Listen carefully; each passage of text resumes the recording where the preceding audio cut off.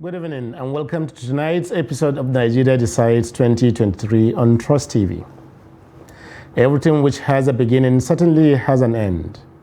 And so it is today. The presidential contest, which has begun since last year, has now ended with the announcement of Bola Ahmed Tinubu of the All Progressive Congress as president-elect after polling 8,794,726 votes.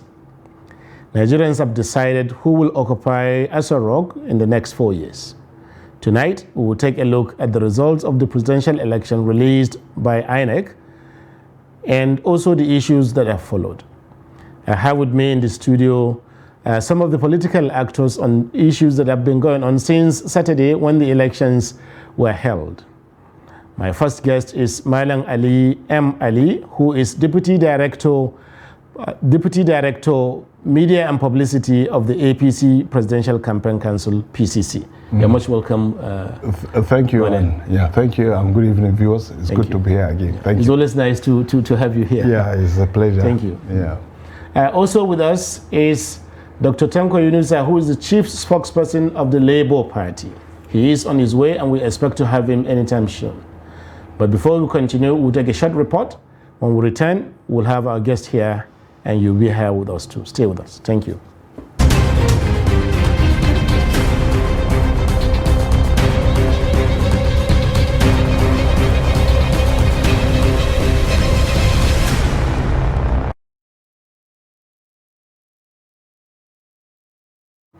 Okay.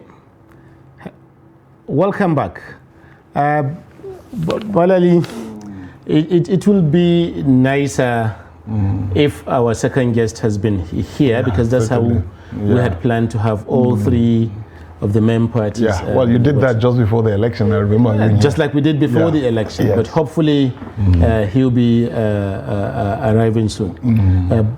Now, two things have happened in the last 24 hours. Yes. Number one, your party's presidential candidate, APC, has been declared the winner of the election. Yeah. And then second, and he has accepted that. But at the same time, the opposition parties, Labour Party and the People's Democratic Party, PDP, who between them have 12 million votes, or even maybe 13, 14 million votes, have rejected the results of the election so far. How do you reconcile these two situations? Victory of by your party and the rejection of the entire process by these two other major parties? Well, given by Nigeria's electoral history, anytime there is a contest between two or more parties, invariably it ends up in litigation, except the 2015 election when President Goodluck Jonathan actually even called to congratulate the then president-elect, who is now the outgoing president, Muhammadu Buhari, before the final ballot was counted. So you expect that those who are seeking legal redress or who are kicking against the outcome of this election would also treat that path, the path that has been treated previously, even by our outgoing president, who every now and again he considered it as a testimony of his resilience and persistence and in the quest to serve Nigeria for 12 consecutive times. So if they resort to court, it's better than being on the street. This is the way of all Democrats. If you're a Democrat, rather than take to the street, cause mayhem, cause arrest, if you're truly a Democrat, you go to the court. We are not surprised that they've taken, if they so decide, it would have been better like the president-elect in his acceptance speech extended the hand of enmity, friendship to all those who lost. And given his large-heartedness, what he said was, look, you are my opponents, but you are no less, we are not enemies, and you're no less patriotic. I mean, let's come together, build, and this is expected of any leader. Normally, everywhere, anywhere, in every climate, the process leading to an election is almost always laced with conflict. If you like, people deploy the usual sentiments. The usual suspect would. I mean, in the US, there will always be this segmentation along racial lines, along economic status. In Nigeria, the process leading to the election has been very divisive. The division was so palpable. We all know that. We know the usual thing: ethnic, religious, if you like, regional. All the indices. I mean, that would cause a rift. So now we've gone past that stage. It's the time to heal. And the president-elect has extended that. But, however, the idea of going to court, if they want to challenge the election, they are welcome. Like I said, it's the way of all Democrats. If you feel aggrieved, sufficiently aggrieved, you seek legal redress. Even the president-elect himself, at a point when he confirmed as the governor of Lagos State that his party men were actually shortchanged in the election, he went to court. He sought legal redress, if you remember, in 2003. And this is how some states in the Southwest, swept by the tsunami then, that was the 2003 election, managed to get a few states back to the fold of the AD and then later on AC. So legal redress is expected for Democrats, but what is not expected of Democrats is the threat of mayhem, the threat of, let me not use that very strong word, but arrest, of destruction. But if we look at it from the perspective of the opposition parties, some of them are saying that they are trying to stage a protest, which you call mayhem and things like that, because, a Nigerian court has never obtained the presidential election in this country. We've never had a time in which either the appeal court or the Supreme Court would say the election result has a problem, or go and have a new election, or declare the loser now the winner, as we have seen in the case of governorship and senatorial or other lower level elections, which you rightly mentioned. So maybe people will feel that because that legal avenue has not always presented itself, there is no precedence for it, so maybe they would prefer a political one. This is not to encourage people to be unlawful or to take the law into their hands, but to say that the law isn't always available for everyone, as some of the opposition parties will say. Well, there's always a first time. I believe if you have a very strong case, there will always be a first time. When who would have thought a couple of years ago, in 1979, who would have thought that by 2004-05, there is that possibility that states that went to all the ruling party or the opposition will be recovered by those who felt short change. Who would have thought that? And even now, if you make the prove your case beyond reasonable doubt, the court is not like somebody said, the court is not a Father Christmas. But if you ask for that and you prove beyond reasonable doubt, I'm absolutely certain that that there could be a major upset. But except that, even as a layman, there is no basis. What is the basis of even challenging the result? I wish the other gentleman from Labour or the other were here, so that we look at it. What is the basis of their challenge? Why are they insistent that, look, they've been shortchanged, and that, look, the only perhaps the Labour Party or even the PDP feel that, look, they're the rightful winners of this election. We've said it before the election that some of these supporters of some of these political parties, actually they're being primed for heartbreak from the faulted, flawed opinion polls conducted that put some of their candidates ahead, to the sheer logistical inadequacies of some of these political parties, to the nature of their campaign. You do not need, even me as partisan as I am, I mean, no matter how even neutral you are, you know that some of these parties were primed for heartbreak. Which parties particularly? The Labour Party, for example. Okay. And then even the PDP. So many things worked against the PDP, for example. Okay. And some of them are all too visible. But I'll just give you one instance. Yes. The group of 5 governors. And the result of the election now proved that, especially in Rivers State. And we said, look, the opposition, the main opposition party had a problem. And that problem, unless it tackled it, and when the opposition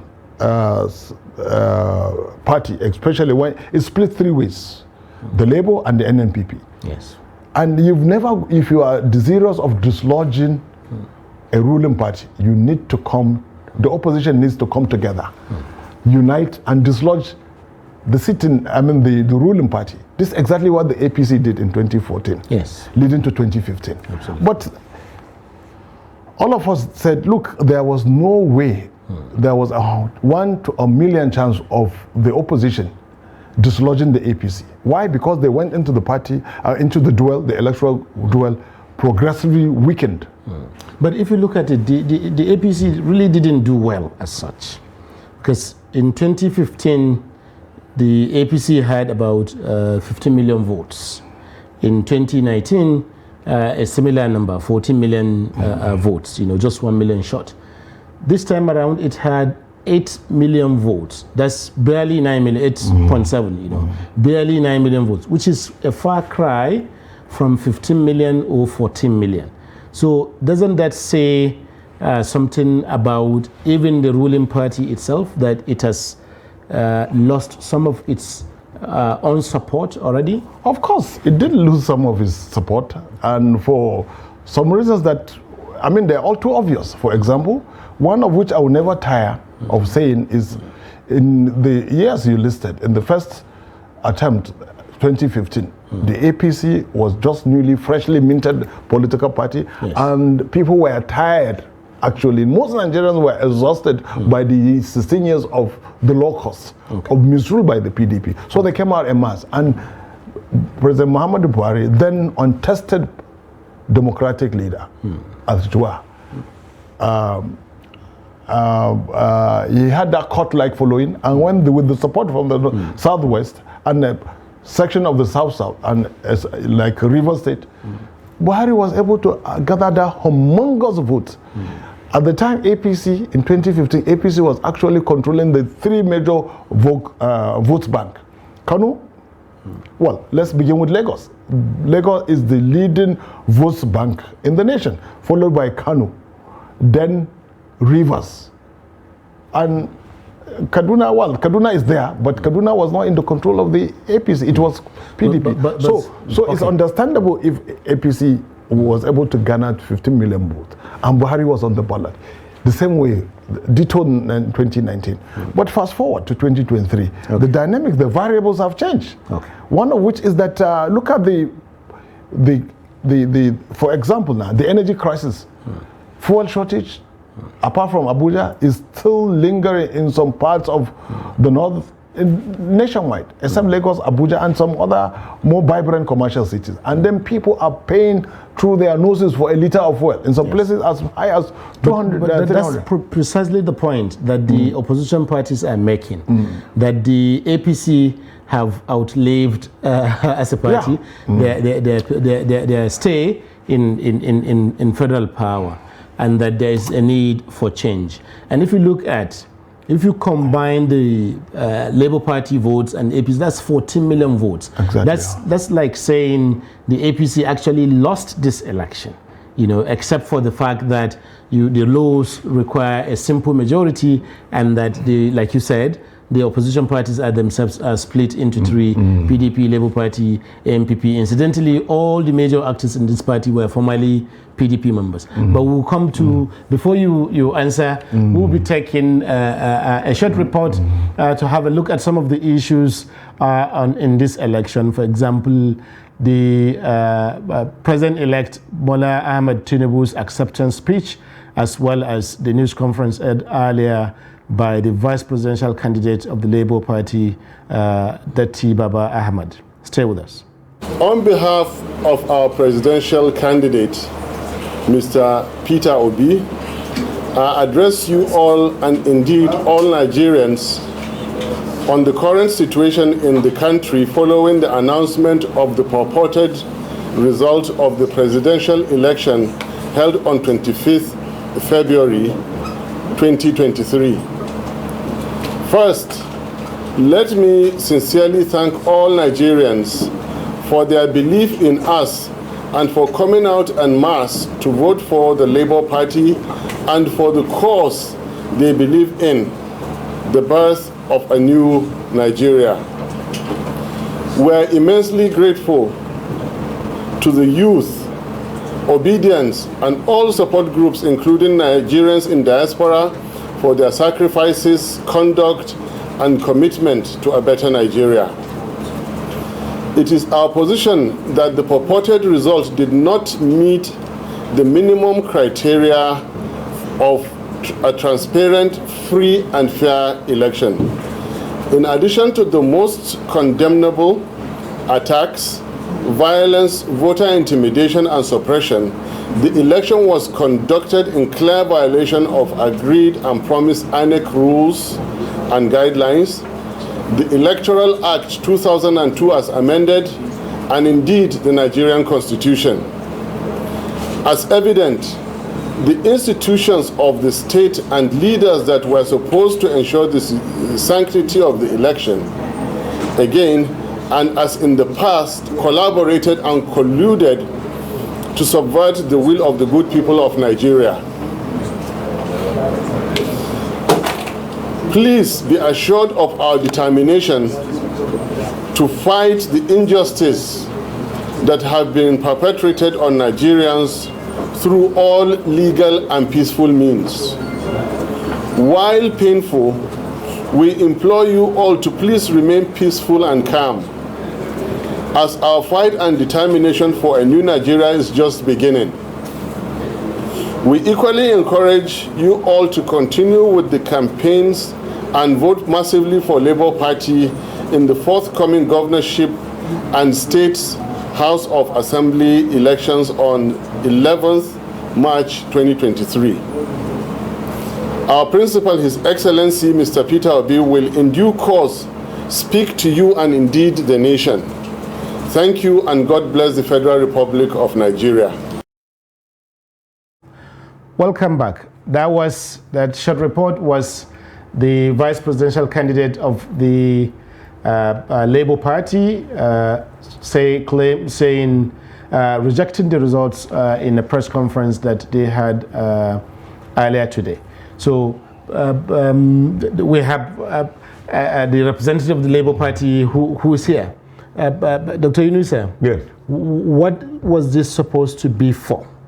Well, the press conference was to formally tell the Nigerian public what our stand is as a political party, and then our candidate. We totally reject the result of the elections, and at the same time we are calling for peace, even though we have continued to advise our members to be steadfast and consistent, don't lose focus.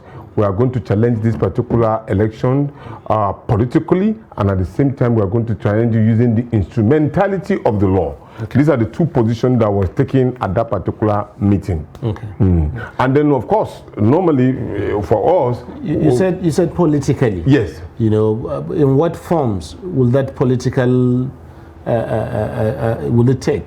Because a lot of legally people understand that means going to court, but you yes. said politically. Politically, there is room for us to protest this on a continuous basis to show our resistance as to regard to the sham election that was conducted. For us, we believe that what was done was more or less like a rape on democracy, and then we need to fight it down to the ladder so that the next line of action for the younger generation will not believe that that is how democracy actually pertains in the future. I mean, it's very, very clear.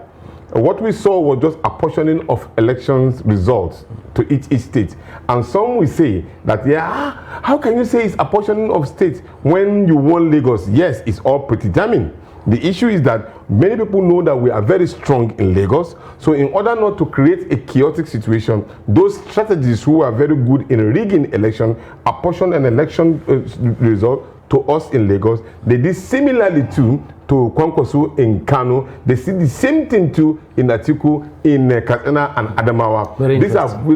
These are political gimmicks, but what you should also note is that they make sure in each of those particular states, they didn't miss the 25%. Okay. In all those particular states, I'm telling you, they didn't miss 25%. Then they got higher percentage, higher numbers in all. So they have an aggregate number of meeting the threshold of 25%, and then the popular. But because we have the results in our hands. Let me throw this question to Malali, who is a member of the APC Presidential Campaign Council. At what point did the APC sit down to apportion these results, and with whom? Well, I think based on what I think that question should be him. For him to prove that, that at the point the APC conspired with some elements to give the dates and possibly those who attended the meetings and how they managed to do that. Because as he spoke, I was listening to him with increasing astonishment. Yes. You know, because even in conspiracy theory, this was take the cake. Okay. Yes. Yeah, perfection is the key word for an APC-led government and those who are perfect in rigging elections. And now, look, let me put it on a scale. Now, you cannot say for us as a political party who have generated so much support in the Nigerian youth, we have it on tape and record that those who conducted elections, even INEC officers that conducted the election, said that they couldn't conduct election in certain areas. Yet results were being manipulated and being proven that such results emanated. And then in record tape, we have them in thousands of record tape that say Labour Party won election in Lagos with 900 votes. We won election in Plateau with 1 million votes. Confirmed. We have the records. Okay. So when you are asking me who sat down and discussed, I'm not part of the rigging plan, so I will not be able to tell you where they were having their discussion. So but the fact remains that this particular figure is concocted because there's a basic fact. The Electoral Act subsection 60 subsection 55 says that INEC has the right to conduct election and transmit the result through the beavers and to the electoral server. The question you want to ask yourself is this. On the day of election, there were 3 elections that took place. The Federal House of Representatives, the Senate, then the presidency. On that day, INEC was able to transmit election of the Federal House of Representatives. They transmitted that of Senate, but they could not transmit presidential election. That gives you the question. And the server went down twice. And that is now when INEC now resulted into manual collation. A thing that all of us agree under the established Electoral Act that particular humongous collation center where the rigging took place will be eliminated. But this time around, it was allowed to flourish because they knew that if that particular transparent result was done instantly after the election had been counted, this election wouldn't have been what you saw. So the planning took place and the execution took place. And let me tell you the truth. They have a pre-plan for election, pre-election, which we have made clearly here, the attack and intimidation that happened to us. 2, during election, which caused the manipulation, and they also have the last one, which is post-election plan. Thank you very much. So we will look at all of this, the pre-election plan of the APC. Yes. Thank God the APC is represented here. The election plan and the post-election plan.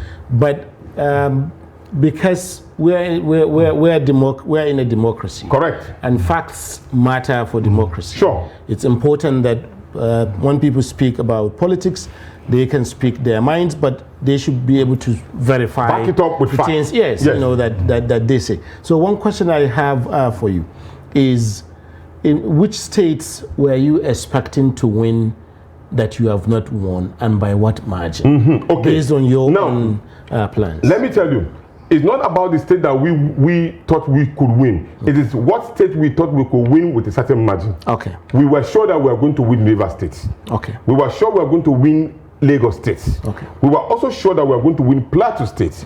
We were also sure that we were going to win Benue State. We were also sure that we will win Akwa Ibom State. We were sure we will win Edo and Delta. We were also sure that we will win the 5 states in the south. But you won Edo and Delta. Okay, but the margin of winning is important. And the question you want to ask yourself, check this particular Edo and Delta. If the APC did not make the 25%, they did. That is the target. But we'll come to 25%. Yes. But Malali, of the states that he mentioned, Edo, Delta, Akwa Ibom, and Plateau, and also Benue, as well as Lagos and so on. In most of these states, they actually won in most of the states, except of course in Benue. But it is not the APC only that won those states where they expected to win and did not win.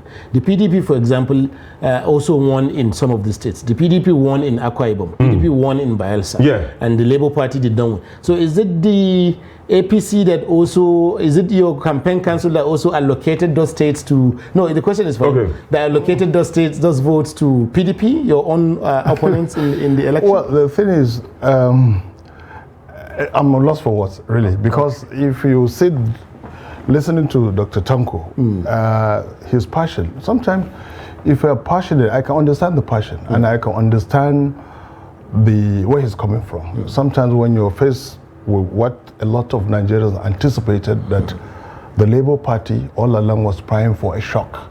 And it's amazing that even to this moment, they're so strongly think that some of these states they were shortchanged.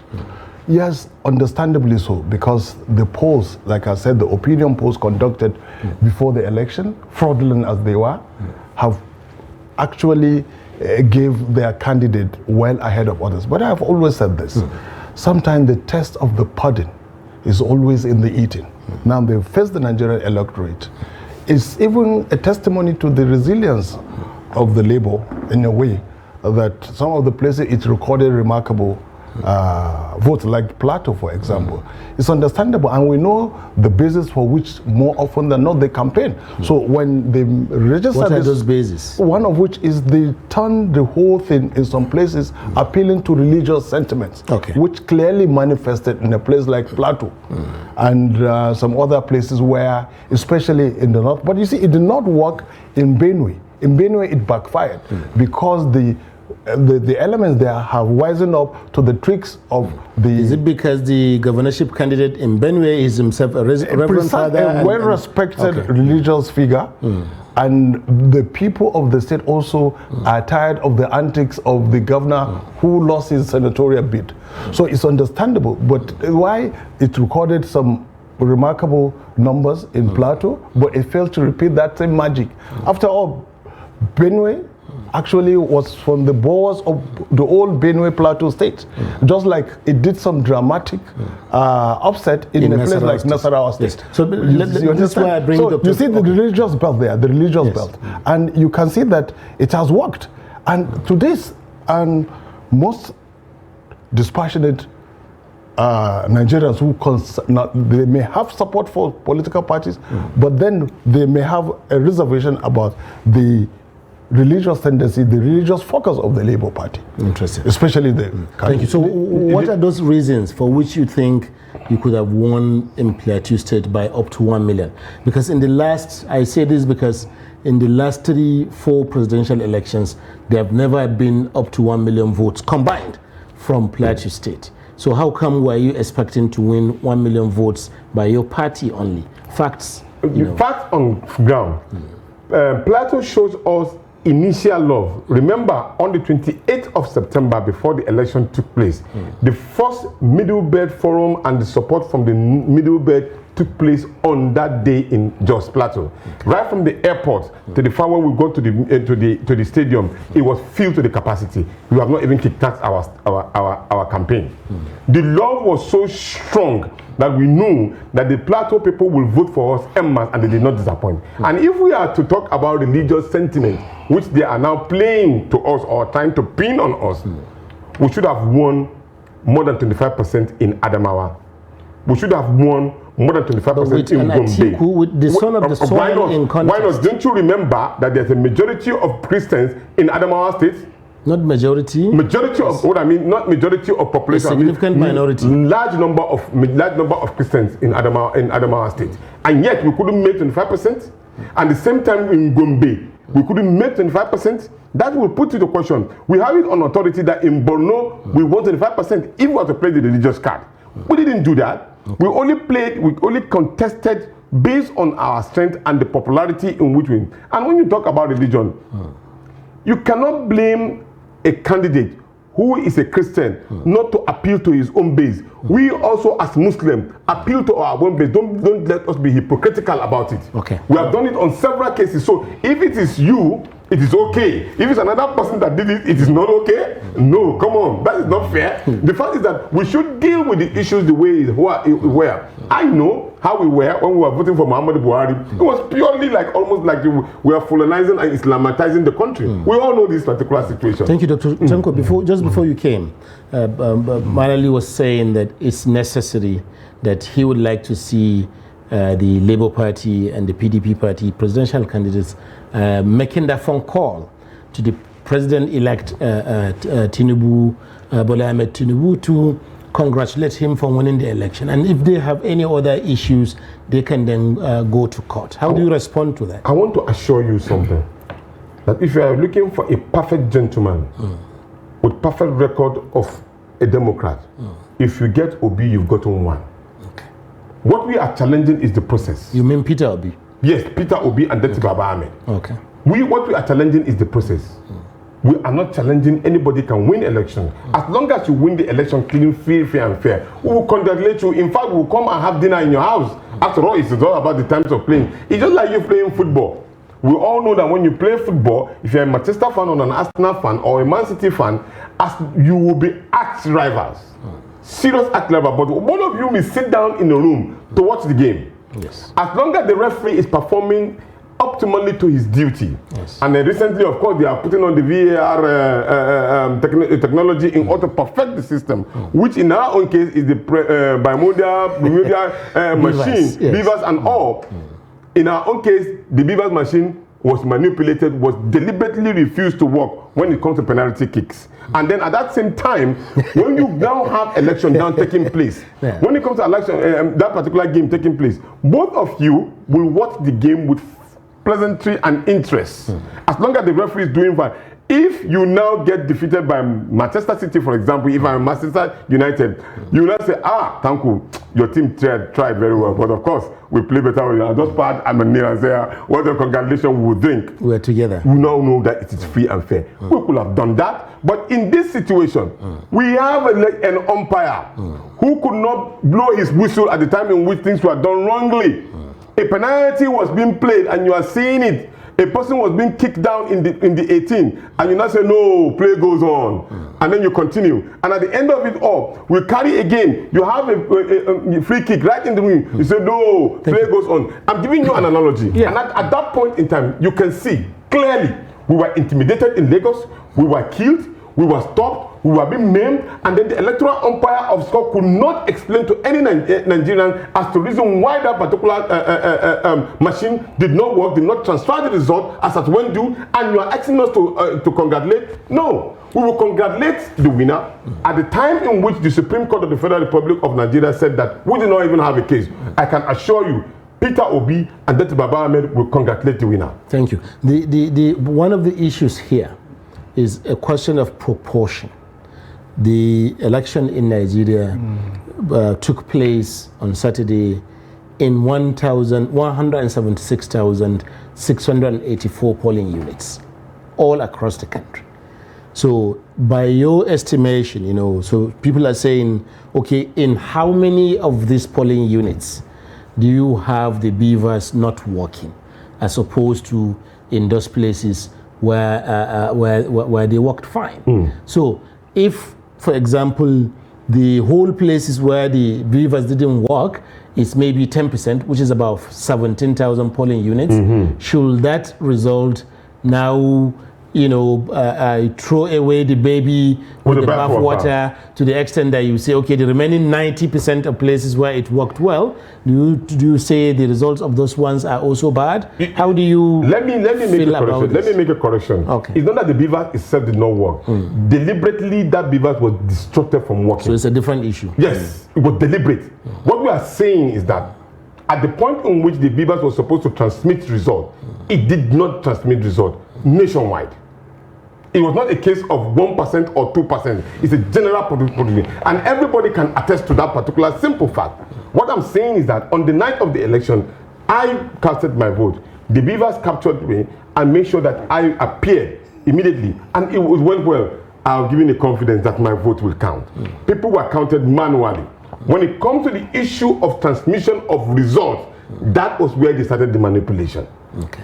And they stopped making sure that that particular server got a clinch, like hours. No explanation was given by INEC, but yet you could find out that the results of the Federal House of Representatives and Senate were being transmitted. The question I keep on asking is that what happened? The process is simple. When you finish the election and you counted, snap the results sheet. The results sheets are 3 now. Federal House of Rep, Senate, and then presidency. Snap the 3 and transmit. Why were you able to transfer this? You were able to transfer the second one, but the third one had a clinch. Okay. That is the question. But this maybe I bring Malali into the discussion at this point.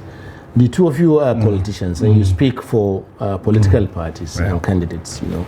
But we in the media, we have our interest is to be honest with Nigerians as much as possible. Now, is that your understanding of what happened?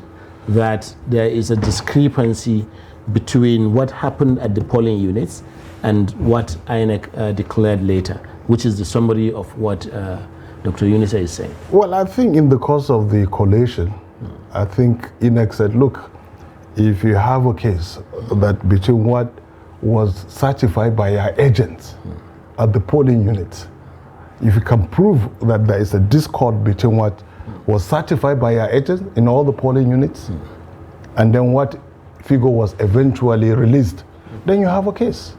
And in any case, INEC, to defend itself, said, look, the glitches they recorded was because the viewers had worked elsewhere. It worked in Anambra, it worked in Ikiti, and it worked in Ishu. I am quoting what the INEC said in defense of the glitches they recorded.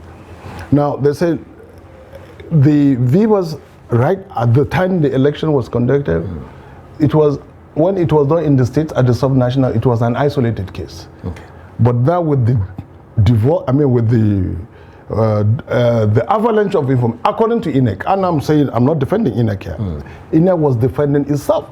Now, like you said, every of the ballot papers for the respective different elections we record. You take it, you keep it as evidence.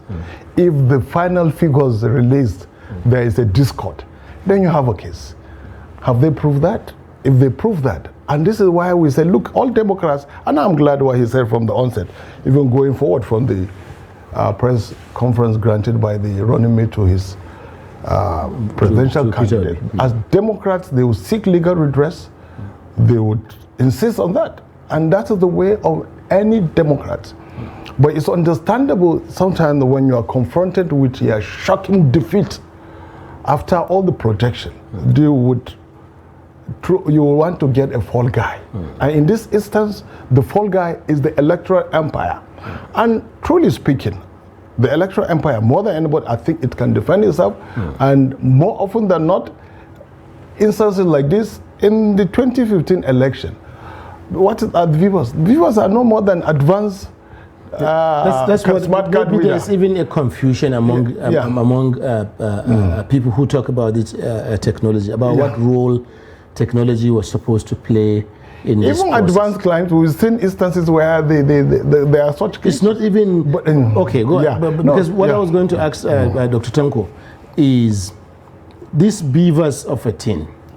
It's just like the value, the use of the beavers, according to INEC, is just to show that this voter is genuinely registered in this polling unit to vote. That's the use of beavers. Yeah, exactly. Beavers has no value beyond that. No, it has. No, It has. it is not beavers. It has. It has. Don't forget that it has the power to transmit results to the server directly. No, not at all. No. What is the processes? I just gave out the processes to you. It says the moment you finish, what you use in snapping the picture of the result is the beavers machine. It's the beavers machine. Go on. You snap and you transmit. And that, of course, is part of the function that it performs. While it accredits you, at the same time, they use it for accreditation, at the same time, transmission of results directly to the server. So that is very, very clear. And with all due respect, for us, we are very glad with what we have achieved. We started with no structure. Today, this particular political party with no structure won 12 states. 12 states. Arguably, you should be proud. Arguably allotted. You should be okay. You say you won, and then you said they are allotted. Which one is it? Thank you for reminding me to take you on. Yes, I'm taking you. Were you allotted, or did you actually win them? I said arguably allotted. Okay. What I'm saying is that. So you didn't win them? No, they were allotted now. You can see what I said. I said it's allotted. It's the same people who are castigating us that they same allotted. But we knew we passed that particular Rubicon on a fact. We have won more than any of the. In fact, to tell you the truth, from our calculation, we won with 15 million votes. We will prove it. Okay. The time will come. We will give you data of exactly each of our polling unit results and how we tally it up, and then we won with 15 million votes. Doctor, let me take you on that. Yes, please. Nigerian elections since 1999 have shown particular trends. Yes. Trends that are backed up election after election. Yes. In 1999, 57% of the voters turned out. In 2003, it dropped 48%. And then it continued dropping. By 2019, you had about 29-30% of the voters. This year, it's just 24 million people who voted, or about 25 million altogether. So that trend holds true, that more and more Nigerians are not turning out to come and vote. Any polling that you have, any data that any party has, not just your party, but any other party, must take that into account. So how are you projecting 15 million votes in an election where no single party has had that for some time? No, don't forget now. Even the last election, it was 14 million in 2019. Yes. It was 15 million you won. No, it was 15 million in 2015. 2019 I'm talking about. It was the gap between Buhari and Atiku that increased. Higher and above that. No, please, let us get that fact. We are fact rate. Okay. The figure says that Buhari won with 15 million and Atiku came close to him with 11 million votes, sir. Please, sir, let me confirm. Please let me confirm. That's all right. And that case, that means there have been a result of 15 million as far as I'm. And in any case, 14 to 15, there's no difference. It's just about 1 million. So one way or the other, there's a categorical statement that at least certain number of it. And then look at the figure here. So which electoral map did you want to follow to get the 15 million? Let me even help you. What it even says that we have 20% of the people that turn out to cast their vote from what particular figure that was released by INEC. But we believe that from 2019, we had 83 million registered voters. It increased to 96 million. 93 million this year. 93 million. And within that figure, 12.5 million of that particular voters were Nigerian youth. And the demography also said, from when we have 75 million Nigerian youth who were registered, and then 75% and 45% women were registered. So therefore, it tells you that there's an increase in the registration of voters. You agree to that? And so, in that regard also, there was an increase in the turnout. Did you go to each of the polling units and see the number of Nigerian youth that came out to register and to vote? they were a large number of them. And for the first time in the history of this country, many of them came outside this country to make sure that they voted. While some of them are running in those previous elections, people run out of the country. But in this case, many people came back in because we do not have early voting system, we do not have diaspora voting, so many people come into the country in order to vote. That must have transferred to that our data that we are already laying claim to. We will make a so up to 1 million people came into the country to vote? I said many people. I didn't say the registered voters I talked about and the youth I talked about categorically gave you 12.5%. You cannot dispute that. And so if you cannot dispute that, that almost represents the 14 million that was voted for one presidential candidate only in 2019. So what about the other people that were registered voters that wanted to vote? And people came out. You can't deny that there was no people that came out. But in this allotted results, it was recorded that we have 20% of which we are challenging. We are actually challenging the process. The process of the result and the counting and the voting system, that's what we are challenging. But if we have lost gallantly, I can assure you we will not put up this particular argument that we are putting on. And we're not doing it because we assumedly lost. We're doing it because this system must be clean. We cannot continue to go. Maniru will agree with me that we will not. We cannot continue as people to continue to do the same thing over and over again. It is not right. Thank you. Let me put this to him. If the two parties continue to challenge the results, whether in courts or politically, as you said earlier, what does it mean for your party, for the president-elect? Particularly about the legitimacy of the victory. Let me help you. Credibility issue will be hanging on their head. No, let him speak. Yes. Well, we wish, like in his acceptance speech, the president-elect said, look, we were not enemies, we were mere opponents, that he would run an all-inclusive government. In other words, let me break it down. If you like one of the candidate before the election said a government of national unity. What the president-elect has said is that he will run an all-inclusive government. And that look, no one has the monopoly of knowledge of how to run the country. Look at the manifesto of all the political parties. There's nothing wrong. Being a consummate team player, I'm absolutely positive that if there will be a meeting of place, so to say. But they can go on with their litigation, like I said earlier, is the way of Democrats. Democrats, you test the legal process, you test it. I've said it before he came in here that the outgoing president ran for election 3 consecutive times. His supporters, the Buharidins, which incidentally I was a proud member of, I'm sure he was also a Buharidin. Yes. The Buharidins were more fanatical than the obedience. But for the 3 consecutive times Buhari ran, he came short until he had a handshake across the Niger when the APC minted from the legacy parties, about 5 of them, came together and then dislodged an underperforming PDP, which had become weakened first by its clear violation of its own rotation principle and by a president who had went back on his word that he was going to run only 1 term. Jonathan was elected in 2011 with the understanding that he would spend a term. So he had become very, very weakened, emasculated. He, first, from the moral pedestal, he'd become very weak.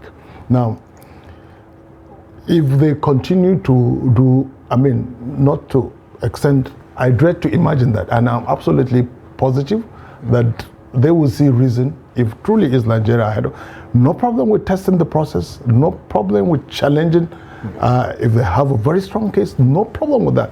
That's the only way to further and the frontiers of our democracy and legal process. Thank you. Dr. Tanko, he's offering as a presidential member of the APC Presidential Campaign Council, he is offering on the on the words of his principal, the president-elect Bola Ahmed. He's offering a government of national unity to the opposition parties, I think, inclusive. Is that a bribe of some sort, or is that actually an opportunity for people to serve? Political moral suasion. Okay. That is what it's already turning out to be. But you see, before you can take a political moral situation, we need to put the right things at the right place. Okay. We will have looked into, we will have offered the same thing if we have won election. Because we want to run an all-inclusive government, we will offer them the same thing.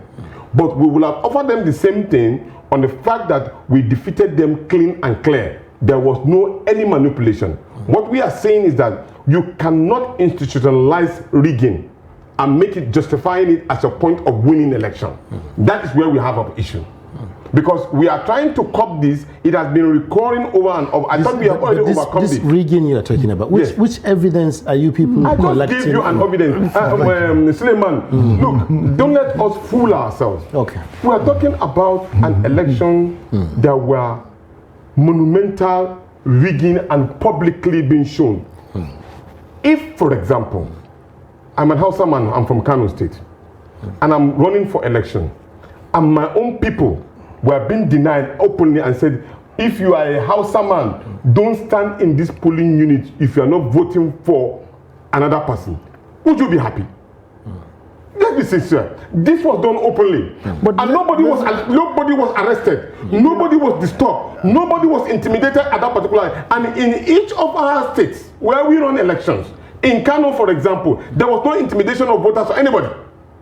In Anambra, there was no intimidation of voters anywhere. So you accept the results of Kano and Anambra, yes, but you don't accept that of Lagos. What happened in Lagos was a shame. Everybody should have condemned this. We've seen this. Everybody should condemn it. APC supporters were turned away. Not only that, sir. Let him land. Sir. On the day of our campaign, it was clear where our vehicles were being attacked and destroyed. But the issue of campaign has passed. Is the election day I'm not giving you an election vote day issue. Okay. Voters that were voting in Alimosho and in Ojo and were guarded and denied going into the polling unit. Alimosho is the largest government in Ojo, followed by Ojo. These are among the largest local governments in Lagos. Yes. Peter Obi won in these two places. Exactly, that's what we are saying now. But yet, those particular people who have increased our number were denied. Okay. They were denied. It was open. So, and then we also have manipulated. And you have evidence of course these allegations. We do. I will not even go out of the studio until when you play it. You have it here. Okay. I don't even need to go anywhere to look for evidence. You have it here in your own office here. Is it the one that you have as regard to manipulation of result being shown on your screen openly? It's not as if we created this situation. No. Not as if we went to create it. No. We're talking about what was already evidently proven on the public space. But Dr. Insa, just before we go on a short break, I would say that some people would say this rejection of the results by the Labour Party and the PDP is just a way of warming up themselves to the heart of the president-elect, so that the politics of what former President Obasanjo once called come and chop. We are not even interested in handouts. We know that we had the winning already in our hands. We're not looking for handouts. If we're looking for handouts, we'll have known what to do. We're asking that the right thing should be done so that we can congratulate the winner, or he congratulate us if we have won election. Not that we manipulate the system and then justify it that it is okay. No. That is why Nigeria is not moving. Thank you. So maybe when we before we go on a short break now, when we return, we'll be looking at the prospects of forming the next APC government, pending all these other legal and political matters. But before we do, we'll be taking a short break. We'll take the acceptance speech of the president-elect, Bola Ahmed Tinubu. Stay with us. It's been made that I have been elected the President of the Federal Republic of Nigeria.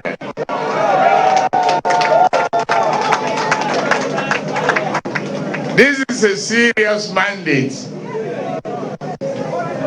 I hereby accept it.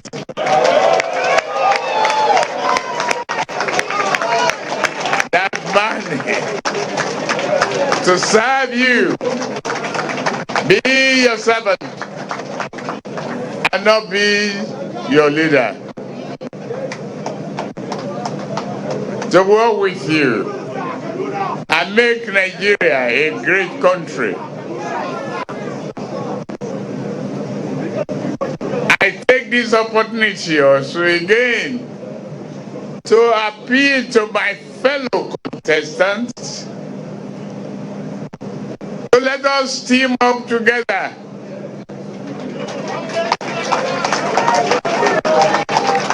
It is the only nation we have.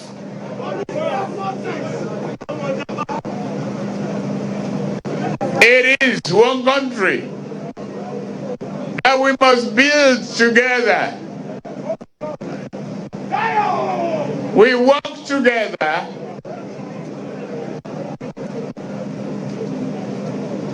to put broken pieces together. We must work for the unity, happiness, and harmony. We must not act like that orchestra that has no direction of a conductor.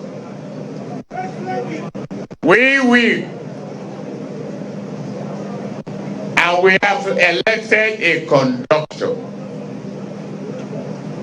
named President-elect. Let's collaborate to create a symphony that will make the rhythm of music and prosperity an history for our country.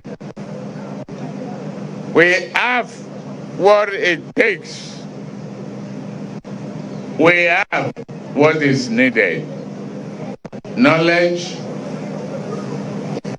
creativity, the mind, determination,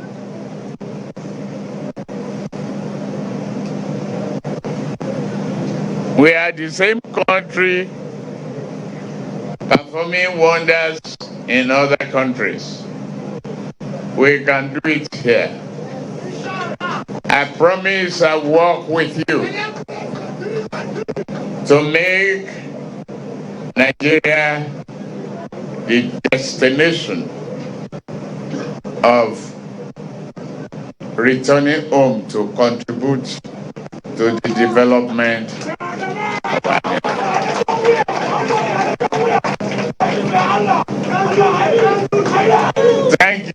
Thank you. The youth, I address you first. Let me repeat that I hear you loud and clear. What do I say? Loud and clear. Whatever the cost, we are going to chart the path together. We are going to embark on this journey together, united. No one is too small to be creative.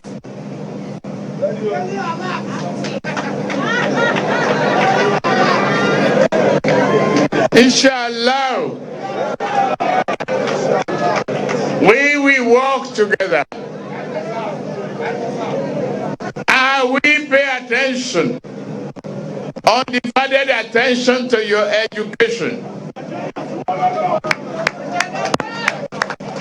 We will be creative.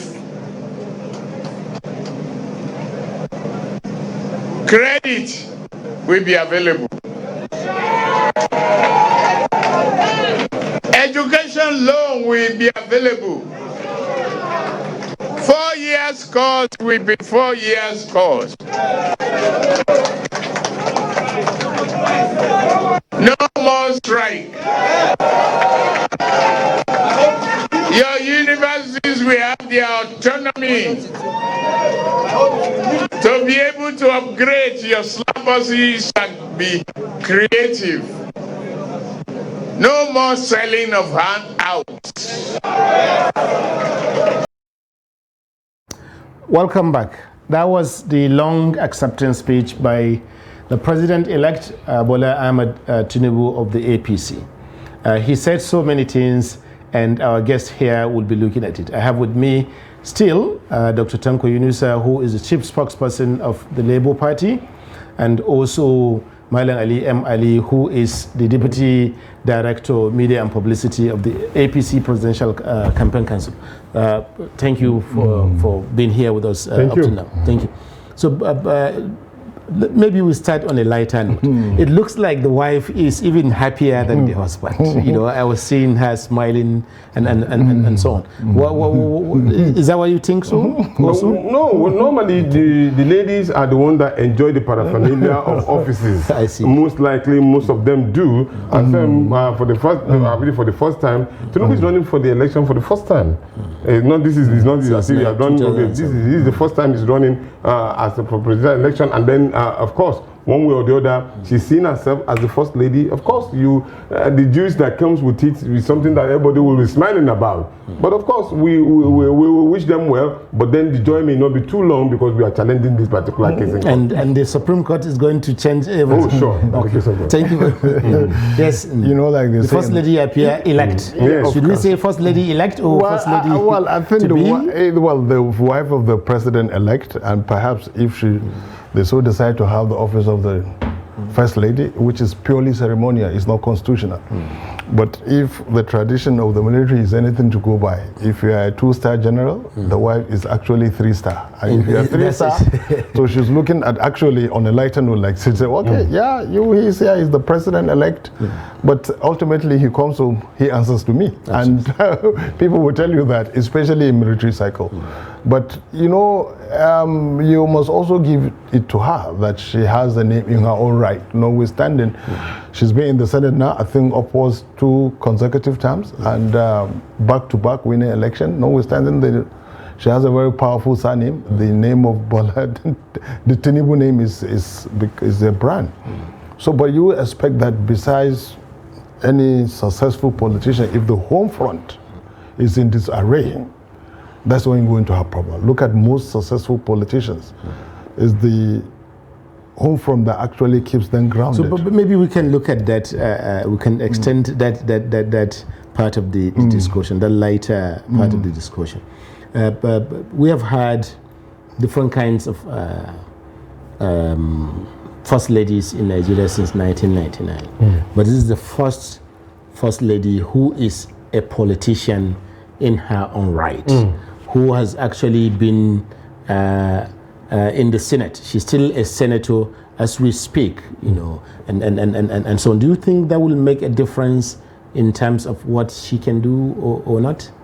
Oh, well, even though I would not like to engage in such discussion as regard to being in office, being that we are already challenging that particular position, as it were, it is almost normal to look at the issues that say, yes, of course, as a senator, she must have had very vast experience as regard to how governance is being entailed, especially in the legislature.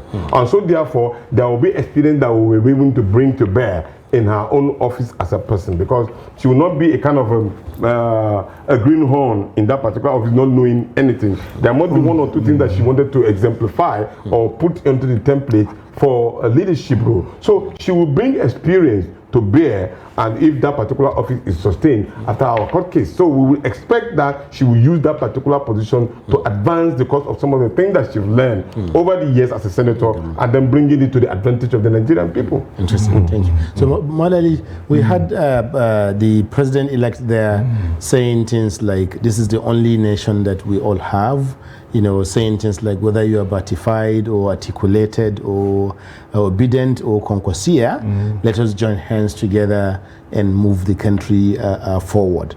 Some people would say this is not the language of their campaign.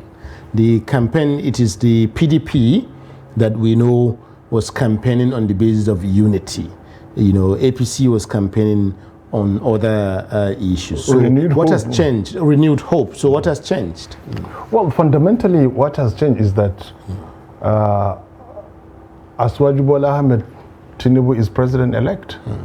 He is speaking as a statesman now, as a leader, not as a divisive candidate seeking political office. And if you go back to history, every politician, whether in Africa or Australia, in the path leading to a national or subnational mandate is often cluttered by the base sentiments that may polarize people. Was given this example. In the United States, for example, this segmentation, like what we have here, the segmenting along ethno-religious lines, along regions, along even sects, or if you like,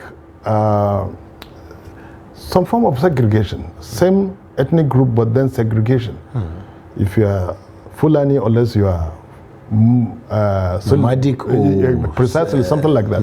Even something much more inane as the origin of the Fulanis. Traditionally, they are nomads. They span in the whole of, Central Africa, West Africa, But even that, there are classifications. Just like the Yorubas, they are sect. There is the Ibadan, there is Egba, and so on and so forth. And in the Hausa side, there is Baguburi. You name them.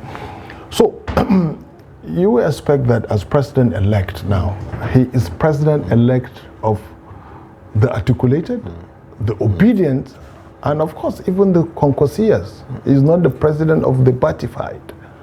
So, and we've gone, I recall very well, in 1992, after a particularly divisive presidential campaign in the United States, against all odds, Bill Clinton became president-elect. 1992, yes. Yes, if you remember 1993, January 1993, he assumed office. When the election was conducted in November 1992, just before the election, I remember this particularly exciting presidential debate, along with the likes of Ross Perot, the oil magnate, if you remember, with George Bush Sr. On the other side, who has been in government, who has held so many intimidating portfolios. And then the greenhorn that was Bill Clinton, who only became governor of one of the smallest states of Arkansas. Yes. So in the campaign, and Bill Clinton was making allusion, how are you going to rev up the income, revenue for the United States? How are you going to cut tax on certain classes of people and then increase then George Bush, indulge me to tell you this story. George Bush Sr. looked at him and said, look, watch your wallet. This guy is going to take money away from your wallet, appealing to the Republican ultra-conservative voters. Now, and he said a lot of uncomplimentary things. When Ross Perot was asked about what level of management would he employ him in his oil company, he said he wouldn't go past Ross Perot around as an independent candidate. He said he would not go beyond a middle-level manager. Then November came and Bill Clinton was elected president. The press, ever nosy, especially right-wing Fox News, asked George Bush Sr. about the things he said about. He said, look, about Bill Clinton, uncomplimentary. He said, look, yesterday we were talking of a presidential candidate. Today we are talking about the president-elect of the United States. The people have spoken. Interesting. You understand? I went to this trouble to see the Do you power, think there's a lesson there for the Labour Party and the PDP? Do you see, because what he's saying is that once election has been conducted and a leader has been a leader has come out of that outcome, it's important for everyone else to respect that leader and respect that process. Especially when the processes are clean and clear. Okay. That's the core there. Especially when the processes are very clear and you know that you've been defeated, just like as I gave you the analogy of a football game. So there's a free and fair election. So what are you challenging? You have already been defeated, clean and clear. So that is the reason why there will not be any kind of discord in that particular manner. You only congratulate the leader and let it flow with that particular situation. But in our own case, it's a different ball game entirely. We have a questionable election that we are already putting into question. That the processes was marred with flaw. And then we are so how does your party receive the president-elect's acceptance speech? How do you receive it? Now, let me explain this to you. This particular speech that was given got its change when you notice that the election that brought you in has a lot of questionable character. Let me give you an example. 1 minute. Hello, viewers. Our phone lines are now open. You can call us. Right there on the bar, you can see below your screen. Take your phone and call in so that you can have your say or ask a question of any one of our guests here. When you call, you tell us your name and where you're coming from, and then you make your contribution or ask your question. Thank you. Yes, Dr. That particular statement change. You could see this is an election that was strongly fought for. There was religious issue, there was tribal issue, there were economic issue, and all of them came to play. Yet, election has been announced, and there's no single jubilation. Okay, I will come back to you, sir. On Sunday, we have Abba from Takum in Taraba State on the line. Abba, you're welcome to Nigeria Decides 2023 on Trust TV. Go ahead. So please, I want to contribute on the discussion. We also want you to contribute. Go ahead. With regard to the election that was conducted already, I am pleading with both parties, more especially Labour Party, that they should shun the issue of going to court if they will accept me. They did very, very well, and we all understood what happened. But they should just accept and move forward. And believe you me that in the next 4 years, the way Nigeria will keep out again in support of this labour, it will marvel everybody. They should just accept the outcome in good faith. I love my brother, respect to unions, and so I love you so much. And you should just keep on. God will help us. Thank you very much, Abba, for your advice to the Labour Party and other opposition parties. So you can continue and then take on that on. Yes. What we are saying is that if the election is being seen to be free and fair, we would, of course, take the path of honor and actually congratulate the winner. What we are questioning is that the election was flooded with a lot of malpractice, and every Nigerian saw it. No wonder why you did not see any celebration in the air. And that is the reason why we justify the case of children. I'm offering now that we can form a government of national unity, so that, don't worry, we are all winners in the game. So whether it was flawed with malpractices or all, let us just go. Remember, former president, may his soul rest in peace, Musa Yar'Adua, did the same thing.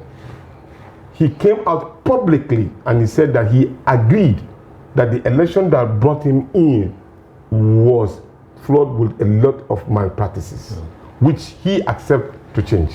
And so any human being who is a Democrat, who knows that the president has already accepted his own, somebody is already down. What are you fighting with him for?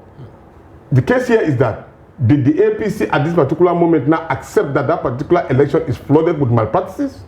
The question is no. So before you make that particular offer, you must have accepted that there was flaw in the system. We know. We don't need to be hypocritical about it. Everybody can see it. What do you want to do about what Abba in Taraba said? No, what he was advising, he said we should... Because the future is bright for the party. But remember, maybe before you answer, president, we have another phone call. Yes, Saliu from Katsina. Go ahead, Saliu. You're welcome to Nigeria Decides 2023 on Trust TV.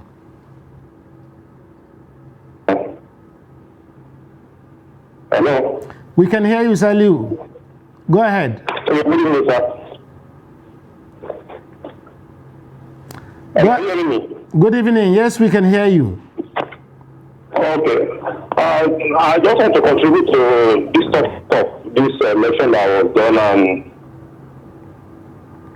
One thing I wanted, just like what the spokesperson of the Labour Party was saying,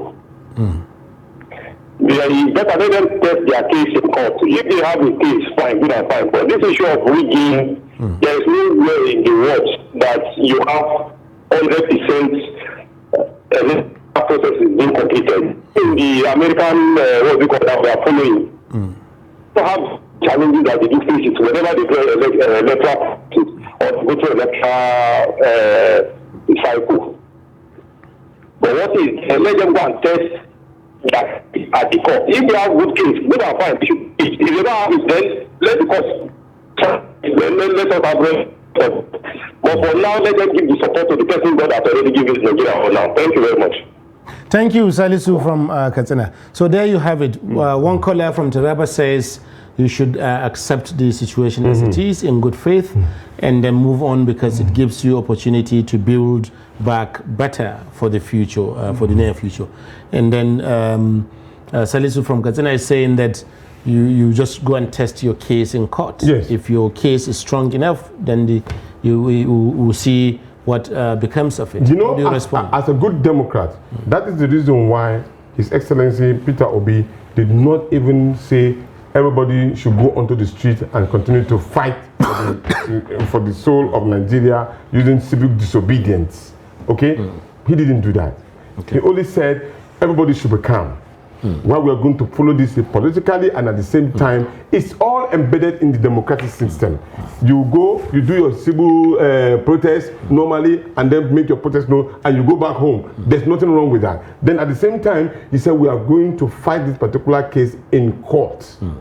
We are following the legal means. And so we will test our popularity after testing the popularity. Let me take another caller from Adamu Aliyu from Bauchi.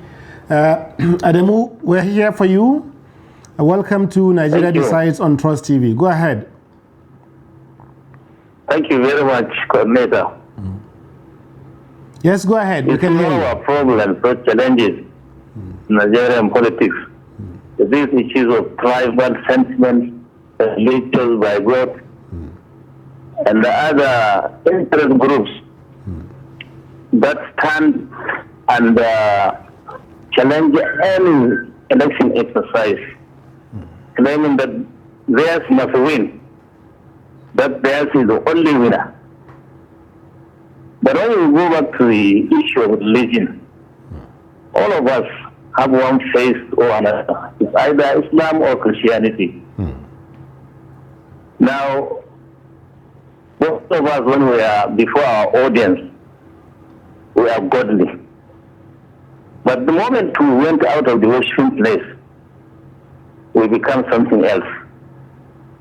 For example, when you say we pray for God or for Allah to give us the best, then leave it to Allah, leave it to God. Whatever is the outcome of the result, it means that the choice of God, the choice of Allah. If you deny that, it means that you are telling God or Allah that He doesn't know what He is doing. And that is rubbish. So we either change our habits and behaviors, make senses, understand one another, and always remember that today if it is yours, tomorrow is someone else. And let's follow this kind of trend. I'm afraid there won't be a time when free and fair election could be conducted and be accepted by all in Nigeria. But for this year, fortunately for us, those who are saying that the elections is fair and there's not any element or the element of corruption is very low, so it means the majority carries the vote. And when you look at the side of the judiciary, you have a challenge, go to the court. Simple and easy. So thank you very much. Thank you very much. If I may ask you, what in your beyond what the politicians from all the parties are saying, as a Nigerian citizen, and even from your voice, we can detect that you're a senior citizen. What's your opinion of the elections as a Nigerian citizen, as a voter? What's your opinion of the election overall? Believe me, the overall result of the election is acceptable to any fair mind. That is my assessment. Thank you very much, Mala Aliyu Ademu from Bauchi State. Yeah. So, election acceptable for any fair mind. Should we say Only fair when any fair mind? no, not any fair mind. Yep. Only fair when you win. If it was not you that won, it couldn't have been fair. Let's be sincere. And the truth is that we had a Muhammad Buhari who ran for election for how many years? How many times? 4 times. It was a Muslim brother and his own brother. He challenged that particular result till the time he won election. It is on record. Yes, it is Allah that we believe that gives power to him who he decides to give it to. But of course, you have the right also. Allah used you to challenge illegality. He challenged his own brother from the same state to a point that even a Christian brother who was, may so rest in Ezekiel, who was the vice presidential candidate, left that particular court case. And proudly, Muhammad Buhari would tell you that how he challenged those particular case fundamentally till the last day of the judgment. So, politics is not religion. Thank you. Politics is not religion. Very important point. Yeah. So, how are you gearing up towards the legal fights from your end? Well, let me just say, we are prepared. Okay.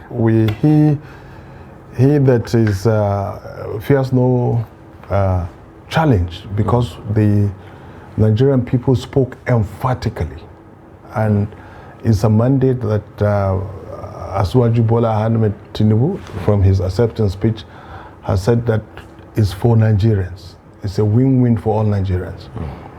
The victors and even the vanquished, if they choose that route, fine. Are they vanquished? No. Well, by Nigerians, by Nigerians, the results emphatically said they win some. Like he said, we win some, you lose some. They gave us a bloody nose in some places, which hitherto, who would have thought that. We have a caller we can't miss. Yeah. Yes, Benga from Akure. You're welcome to Nigeria Decides 2023 on Trust TV. Go ahead and make your call or your contribution.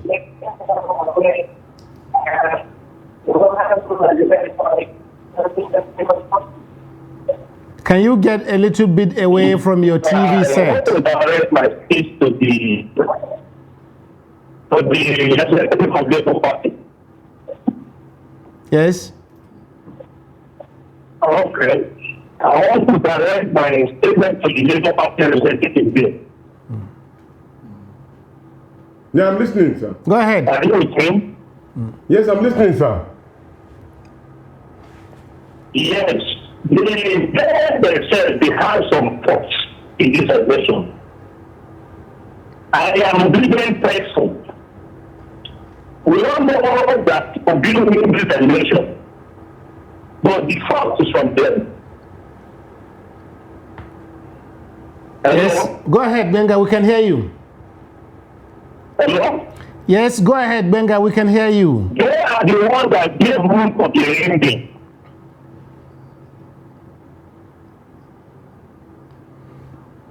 When I got to my own polling units, I was surprised that Labour Party has no representative in my all the 100,000 people unit in my local government. Go ahead. That's interesting, Benga. Go ahead, yes. Hello? Yes, we can hear you. Go ahead. We're with you. This is all big room. This is all big room for rigging or election of practicing.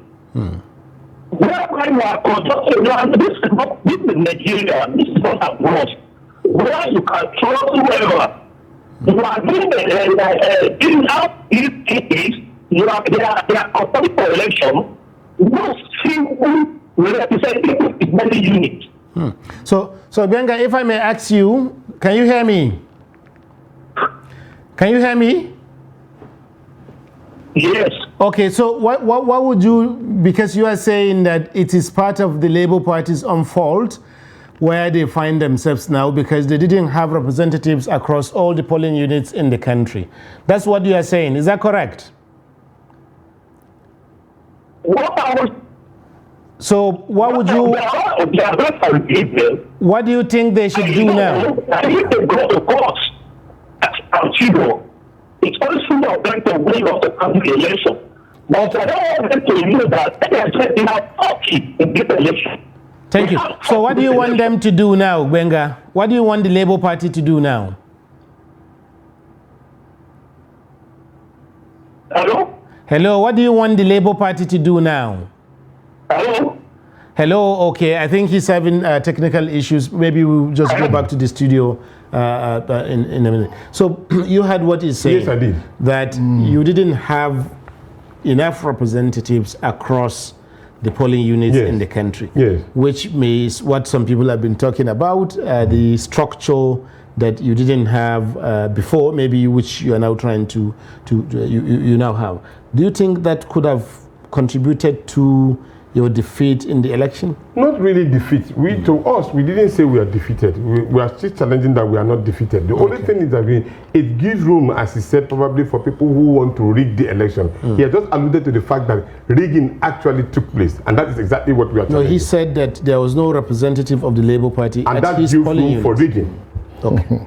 That gives room for rigging. That's exactly what he's just trying to say. So if we had probably that we wouldn't have been rigged out. So what the question is that must you be rigged out at the election? That's the question. But really, we had about 137,000. We didn't cover all the polling units. That one is established. But what we said to our members, and I can see, is a passionate. He's not telling you this because he's happy. He's telling you because he's angry that we should have had that so that we would have won so it's the election. Possible obedience. Yeah, he is. He even said it, that he's an obedient person. Okay. So now, in that case, what we said to all of our members is that where we could not fill those particular guys, everybody become an agent. Thank you. So I think we have our first female caller today, Aisha from Kaduna. Aisha, go ahead. Tell us where you're coming from, your name, and you can make your contribution or ask a question. Welcome to Nigeria Decides. Yes, go ahead. I have a serious complaint. Yes, go ahead. Maybe if you step a little bit away from your TV set, then we can hear you more clearly. Okay. So go ahead now. Yes. 7 minutes. We try as much as we want our results as it is. But we couldn't. And at the end of the day, what we expected when the late is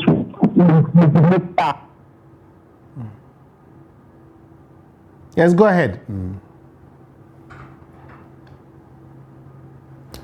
That's we've lost Aisha there. Please do try to call back, and we encourage as many women as possible to take part in this process, because it's part of how women participate in the politics and governance of their own country. So we're back in the studio. So Malali, back to you. So many things have been said about the Labour Party over the past 15, 20 minutes, that they should see this as an act, something from God, should take faith that, or should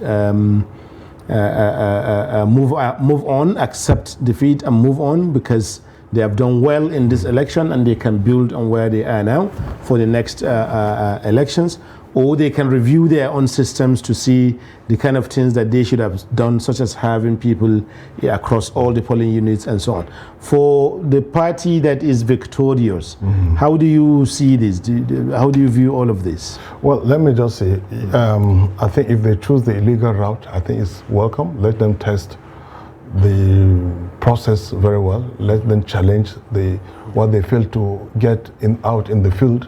Let them go through the legal process. If they can prove their cases beyond reasonable doubt, I'm sure they'll make a harvest.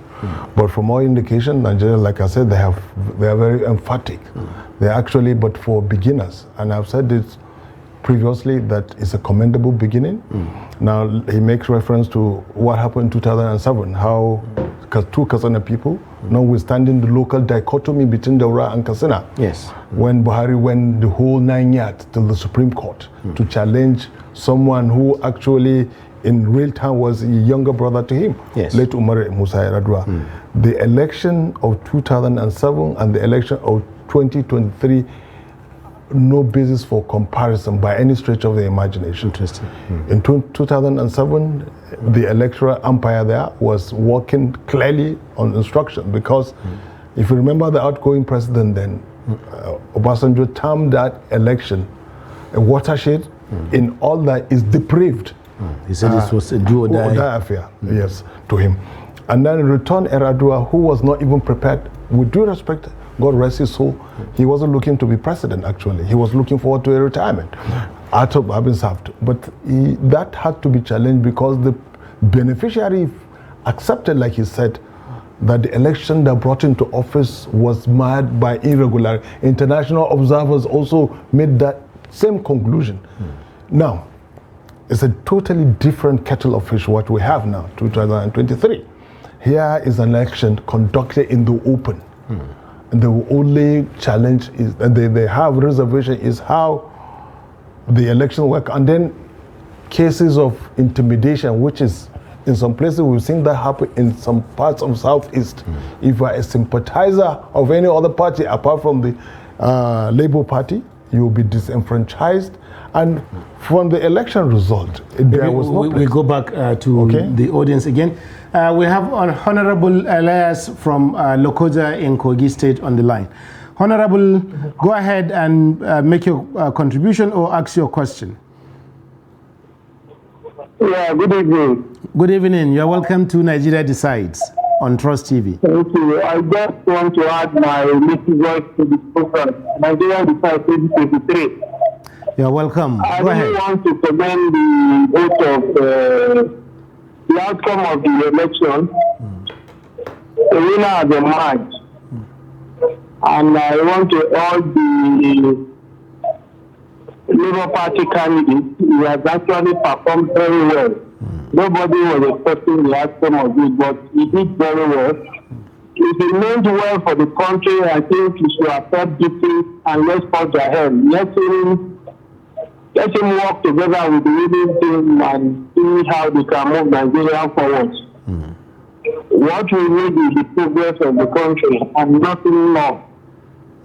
Thank you. Thank you. But Honorable, can I ask you a question? Because you did you vote in the election? Yes, I do. And you voted in Lokoja. So how was the voting across in Lokoja?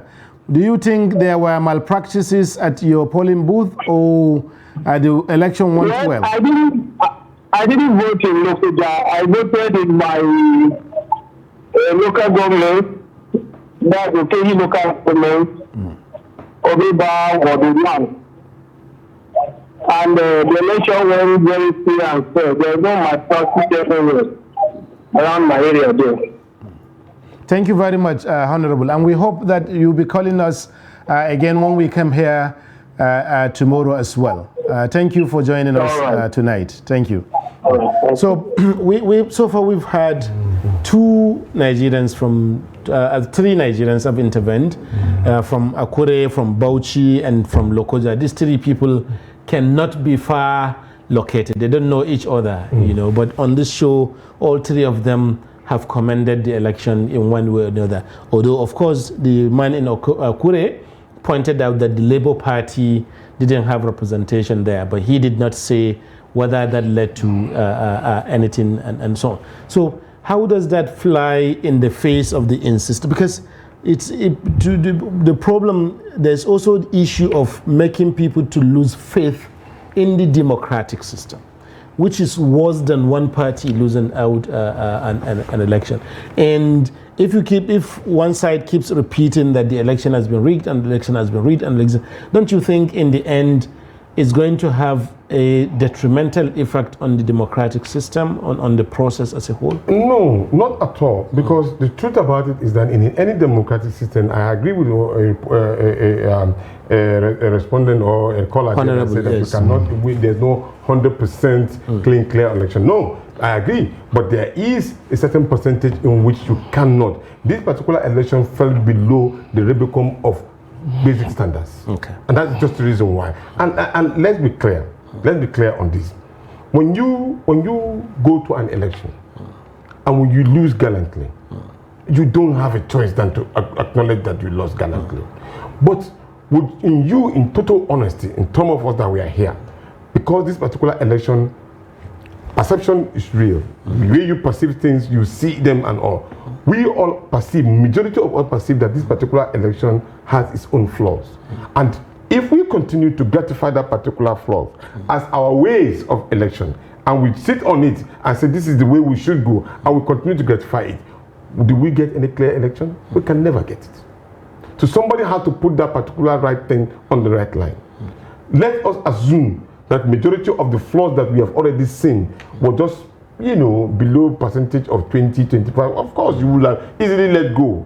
But this is running below like 20 to 30% of the general election that we saw. And that makes it so obnoxious and very challenging. A lot of people are wondering how anyone before the election day would have expected, because we have 36 states in this country. Exactly. A party that was less than 9 months in terms of the candidature of Peter Obi within the Labour Party, at least. I think around April or May last year, right? So a lot of people are wondering how you would have expected that party to win in a presidential election when you look at the length and breadth of this country and the diversity of this country. What message? What you are talking about in a country where there's abysmal performance from both political parties who have ruled this country. None of us are happy. Maybe you are happy. Maybe you are comfortable in your home. We've seen the PDP rule this country for 16 years. We've seen the end product. We are seeing just one political party who has to formulate itself joining together with other political parties to be able to win election. And then today, we cannot travel from here to Abuja, to Kaduna, free and fair. And we are scared, and we have seen the monumental corruption that's taking place. So majority of Nigerians are not happy. So it makes it a very easy and, it's almost like you're handing fruit for you to just plug. So, but and then you will have won election. You need to respond to that the failure of APC is also part of the issues that you have. But before you do, we have a caller, Monday from Nasarawa State, on the line. Monday, well done. Thank you for joining us this evening. And welcome to Nigeria Decides on Trust TV. Please go ahead and make your contribution. Hello, good evening. Hello, we can hear you, Monday. Go ahead. Okay, good evening. I also, my special greeting to your guests in the studio. Thank you. I wanted to contribute on the discussion that was going on in the studio. Go ahead. Sincerely speaking, I was voting since, let me say, from 2007, 2011, 2015. I've never seen a massive crowd movement of youth like this 2023. And I wanted to say something. I and my family were obedient. That's fine. And what I wanted to add again, the election that was conducted, the only way that we are having some little not a trust entirely on the election was not about the other opposition winning the election, but the transparency and the conduct of the election that was carried on by the INEC. Okay, before the election of this 2023, the INEC chairman promised that they are going to use what I call BIVA. And what does BIVA stand for? What does BIVA stand in terms of description or description of BIVA initially? It is stand by whereby all the necessary results will be transferred direct to the server. But to my greatest surprise, where I voted, when the voting was concluded, for the counting and the counting was also concluded. Monday, actually, BIVA stands for Biometric Voter Accreditation System. It doesn't talk about transfer of results. It's voter accreditation. That's what BVAS is, just to show your biometrics. That is your fingerprints and your eye. Just like your phone, if you have an iPhone, you use your fingerprint to identify you as the owner of the phone, or you use your eye contact to identify you as the owner of the phone. It's exactly the same process, the same function played by BVAS. BVAS is not for transferring results on to anywhere, because BVAS would not know how you voted or who you voted for. It is just to determine whether you have the credentials to actually vote in this election. I think maybe this is part of what has not come out well in this election. But go on, please, Monday. Go ahead. Okay. And another thing that I wanted to add again, the election was not free and fair, because I believe mostly all the units in my area where the election was carried on and the result was displayed, I was expecting INEC to do. The presentation of each result should be both in hard copy and soft copy, so that it will show clearly that yes, this man or this person has won the election. But we are bringing only the manual inside the soft copy. Thank you. Where can we go? If I may ask you, Monday, so what would you like the PDP and the Labour Party to do now? So my advice to Labour Party in the studio there, we obedient are peaceful people, and I believe we are going to challenge the matter on the courts. I'm fully supporting in every aspect of the court conduct and going to the court, and we are full support of that. Thank you. That's my advice to you. Thank you very much, Monday. Good comments. Thank you. So, okay, because we have just about 2 more minutes to go. I don't like to correct an impression. Please, go ahead. If you talked about the BVAS as a primordial,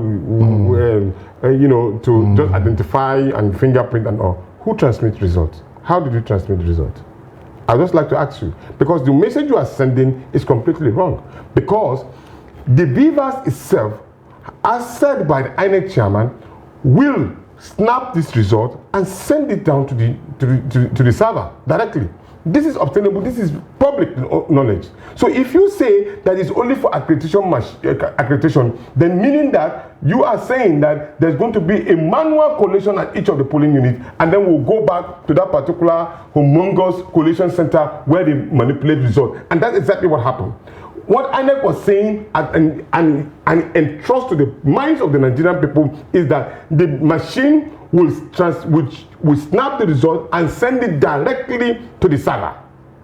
I've heard the INEC chairman said so. I've heard former commissioner of INEC said so. So that we will not mislead these particular positions and send it wrongly to the public. Thank you. That's all right. But I stand by my position, and yes, I do stand by own, because he is. Yes, please. It will appear the bone. 10 seconds. Yeah, the bone of contention is the VIVAS. But then, like you said, VIVAS are no more than advanced form of smart card readers. Absolutely. The Osun election was nullified on account of the fact that there were more votes recorded and there was a dissonance between those who were accredited by the viewers and the final result declared. And that's how the Osun election in some units was nullified. I'm sorry, I have to cut you short because we are so pressed on time. Dr. Yunus Setenko, I would like to thank you very much for coming on. It's always nice to have you on the show. Well, Ali, it's also nice to have you on the show. Thank you also, Nigerians, for staying with us through this today. Election period is a period that is emotional. And sometimes some people have to test the fate. Some Nigerians say the country is greater than any individual, and as such, the winner should work with other candidates and help build the country. This will be our last comment to you today, and we hope that you join us again when we meet here tomorrow for another edition of Nigeria Decides 2023 on Trust TV. I am Suleiman Suleiman. Good night.